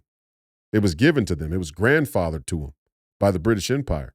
So it's funny, we wanted to defend the British Empire against Russia, then we want to say Israel's land isn't legitimate, but Great Britain is the one who gave them their land. So technically speaking, the territorial integrity of the European Union and the British Empire would also in some ways include Israel. But see, people don't want to get that technical. Okay, fine. Whatever the case may be. Bottom line is, it's not by accident that the George Soroses of the world fund and support a political philosophy, a political idea that says any land, any nation that exists on stolen, quote unquote, stolen land is an illegitimate nation. That's not an accident. They're saying that as a part of an open society, no borders world, where all nations will be illegitimate because all nations sit upon land that has at one point or another been conquered by one group of people against another group of people. That's the way of human history. So I'm not buying that. Don't say, you can critique Israel all you want to, and I encourage it. American citizens should criticize whatever and whoever they see fit with no equivocations because free speech is a non-negotiable. Censorship and canceling is not a fundamental of American citizenship and American culture, American belief. Criticize whoever and whatever you want. Make sure that you're right. Do your homework. Create a legitimate argument. Have a legitimate point of view. But criticize whoever you want. For me personally, I don't want to hear that Israel's not a legitimate nation or that the Jews who are in Israel or anywhere else aren't the real Jews. Judaism is a faith of voluntary submission. Christianity, Islam, and Judaism are all faiths of voluntary submission, meaning you can choose to submit to God. So anybody who chooses to submit to God in the various ways that those faith practices call you to do so, can legitimately call themselves a practicer of that faith. If you want to submit to the Torah and the Old Testament and you want to follow the Jewish tradition, you can call yourself a Jew. If you want to submit to Allah and the Quran and you follow you can call yourself a Muslim. The same way, if you submit to Christ and God and you follow the ways of the Christian faith and the Christian practice, you can call yourself a Christian. It's a voluntary submission of faith. So it's not accurate or useful to say they're not the real Jews. Now, if you want to say they're not the historical Jews or they're not ethnically Jewish, they're not genetically Jewish, that's a different conversation. One that I don't find particularly interesting because I think that the historical record and the ability to track such things is kind of shoddy, in my opinion. I don't want to have to 23andMe, people's ethnicity anyway. I don't even want to play that game. That's a racial game. That's a social Darwinist game. I don't want to play that game. I don't want to have to 23andMe people's bloodlines. I want to talk about, do people believe in God right here, right now? Do people believe in God? Do people believe in this country? So let's keep the conversation there. Does the Israel First lobby really believe in American citizenship? Does the Israel First lobby, the apex of the world, do they believe that American citizenship should be the priority? Or do they believe that the protection of Israel is hedged upon the continuation of a more globalist geopolitical framework in foreign policy? If that's the case, then America and Israel will inevitably part company. If we are allies, if we are allies, strategic allies in a relationship where Israel views that its citizens should come first, that Israel is first, and that Israeli citizens come first, the same as is true and is right for America and American citizens, then that's something different. The problem is the Mark Levins, the Ben Shapiros of the world feel they can bully us or guilt trip us into thinking that if we say America first, but it excludes Israel or some foreign policy or war that they want us to be involved in, then they have a legitimate claim of saying that we're not American. Mark Levin actually said if we don't support Israel and Israel's policies or Bibi Netanyahu or the war, then we're not American. How do you get to tell an American they're not an American for supporting another country in their conflicts, their wars? That's just a non-starter. And as I've been critical of the black community this entire episode, I'm equally critical of the conservative movement and the Republican Party and the Christian community for following such an illogical way of thinking. I'm not going to say that Christian Zionism is a disease. I think Tucker Carlson was a little sensational and harsh, when he described it that way. There's a place for Israel in the heart of Christians. We understand it. It's in the text. It's misused and misrepresented to say that Israel, it should come first forever and always as a nation, as a political entity. The Bible doesn't say that at all. It says that there's God's chosen people, which many of us Christians would claim and do claim that the new covenant, the New Testament and the new covenant created a new covenant with God, with Christ, and there is a sequential nature to the covenants themselves. But hey, if people want to have that theological argument, fine. Okay, fine. I'll concede you that there's a special place for Israel and the Jews, that they're a chosen people. Fine, let's concede that for argument's sake. That doesn't mean that American citizens have to place Israel above America. That's for God to deal with. That's their relationship with God. It's not the duty of American citizens to carry out or to fulfill the covenant with between God and the Jews. How arrogant. I actually think it's kind of arrogant that your average evangelical or Protestant Christian believes it's their duty to fulfill God's obligation in the covenant between him and his chosen people. The audacity of it. It's quite profound, actually. But that's what happens when you have a very philosophized, esoteric, abstract relationship with the Bible and with Christ. It's very abstract. It's very esoteric. This is my criticism of the Protestant Reformation, is without a solid place, a church. And I understand it was corrupt. It's still corrupt to this day. But without a solid place, a solid foundation, a physical place that can represent some stability to the faith and the practice, it's easy for one to venture off into the abstract, where the relationship with God and Christ and the covenant and the duty and the beliefs and value structure as a Christian becomes completely esoteric in its nature. And we are having that problem in the Christian community. And the schism is going to ruin the Christian faith and this country. It already has. We're a Protestant Catholic country. Are you kidding me? Our country's run by Satanists.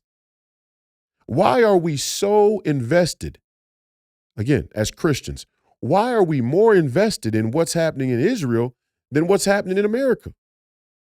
From a spiritual standpoint, I don't even want to talk politics. Let's talk about it from a spiritual standpoint. Why are we more interested, more invested in the spiritual destiny of Israel versus our own country? Because if we were, we wouldn't have let Satanists take our country over, but we did. Satanists have taken this country. While we spent so much time evangelizing and creating this alliance with Israel, there were individuals, very wealthy individuals in the Jewish lobby, in the Jewish community that funded the very leftists that now call for Israel to be overrun by the Palestinians or whatever other Muslim Brotherhood alliance. These were Jews. These were wealthy elite Jews that funded the rise of anti-Semitism. Legitimate anti-Semitism. I mean, the legitimate version of anti-Semitism, not the, oh, you criticize Israel, you're anti-Semite. No, Jews are a scourge on the earth, far left, radical anti-Semitism. These were Jewish elites that funded it. I mean, who do you think George Soros is? And you can't even say that he's Jewish because that has nothing to do with it.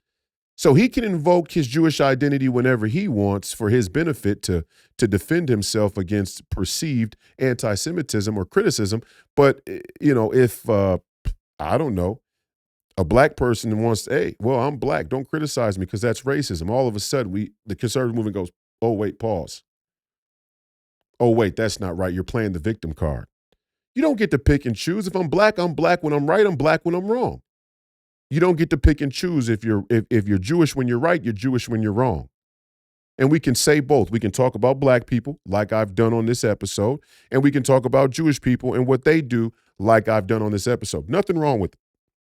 Nothing wrong with it. We're not going to stand for any fast and loose, bait and switch, three-card Monty of identity politics where we can't say George Soros is a Jewish man, an international Jewish financier of radical left policy in America that ultimately led to the rise of an anti-Israel and anti-Jewish, sentiment. What do we make of that? What am I supposed to say? I'm supposed to not say that he's Jewish? I'm supposed to not talk about the results of the money that he's pumped into the far left? This is the reality. The question is, why? Why would George Soros, as a Jewish man who will play the anti-Semitic card, fund the rise of an anti-American, anti-Israel sentiment? Why would he do that? And why would anybody, especially in the conservative movement, ask us not to frankly and forthright identify the people and the tools or weapons that they wield in that conversation about truth? What are we conserving? I've asked you before, but I'll ask you again. When they call Steve Bannon an anti-Semite because he has legitimate criticisms of the Israeli government and Bibi Netanyahu's regime, when we start calling guys like Steve Bannon anti-Semitic, what have we conserved? It's been another episode of Please Call Me Crazy, brought to you by Free People Radio, powered by our favorite sponsor, TireGet.com. That's TireGet.com. You have to buy tires from somebody. You might as well buy them from us. Help fund the movement. Help support the movement. We believe in the freedom of movement, and that's exactly what the establishment wants to take from you now. I'm your host, Royce White, here in the belly of the beast, Minneapolis, Minnesota. We appreciate your viewership and listenership today and in the future. Make sure you go to freepeopleradio.com. Visit our store. We have some new merchandise in the store. Just Right t-shirts, Just Right sweatshirts, and hoodies, I believe. If not, they'll be up all in the next week, but I know we have some hoodies and some sweatshirts and t-shirts for sure. Just Right sweatshirts, t-shirts. We'll get the hoodies up if they're not already up. And a bunch of other merchandise coming. Just Right coffee mugs, I think. We got those coming as well. So make sure you drop by freepeopleradio.com, visit the store, grab some merchandise, like and subscribe to the channel. We know we're shadow banned. It helps if you like, subscribe, leave comments. If you're in the chat, we appreciate you being in the chat on a nightly basis. Share if you can. We're not begging you. We're not asking you to do anything. We would appreciate it if you can. Tomorrow, Hebrews, myself, the great Professor Penn, the part 2 that we promised last week we didn't get to, but we're going to get to it this week for the Family and Friends Friday edition of Please Call Me Crazy. We're going to have a Hebrews, and I want to talk with him about, this Professor Penn and I said 2 years back, the future of this country is going to fall back on this Israel issue. This is going to become the dividing line, and in grand fashion, it has become a dividing line for the entire country. You can look at the content. Same way I said, go look at the Shade Room and see how many comments and shares and likes there are for the most trivial, superficial gossip. Same thing is true of your Israel content.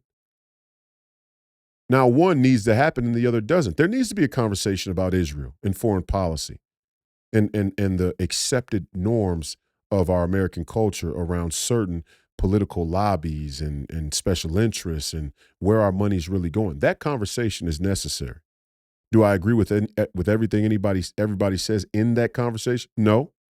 And I think it has a tendency to get sensational because that's the MO of our American culture right now, is to be sensational, dramatic, reality TV. But the other conversation, the Shade Room gossip about rappers and video vixens on is bullshit. I'd rather all the people from the Shade Room venture on over into the Israel conversation and let's figure out what's really going on with our foreign policy. Let's get it right.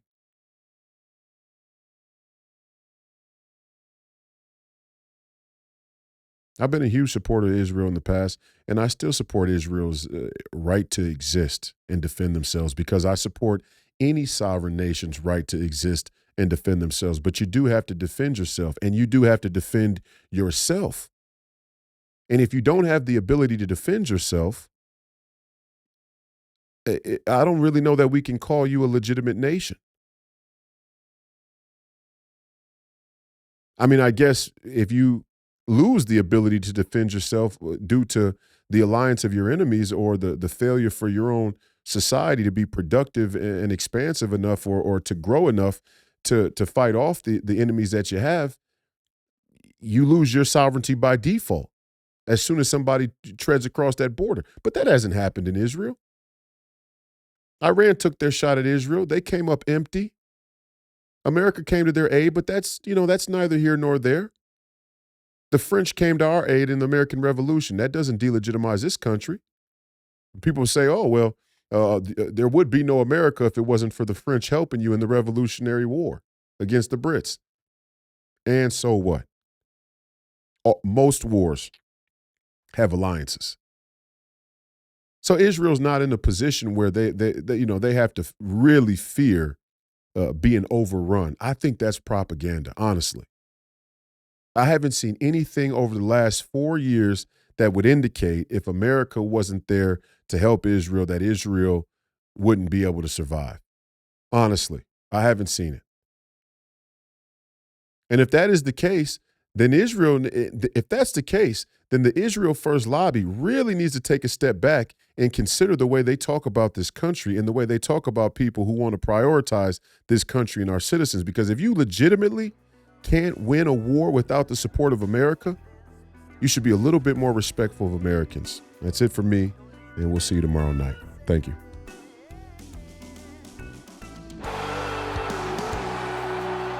Everything's up on the bar. We're all in.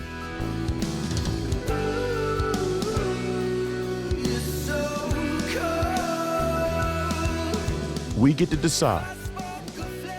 Do you want to live on your knees, or do you want to die on your feet fighting? That's the decision you get to make now.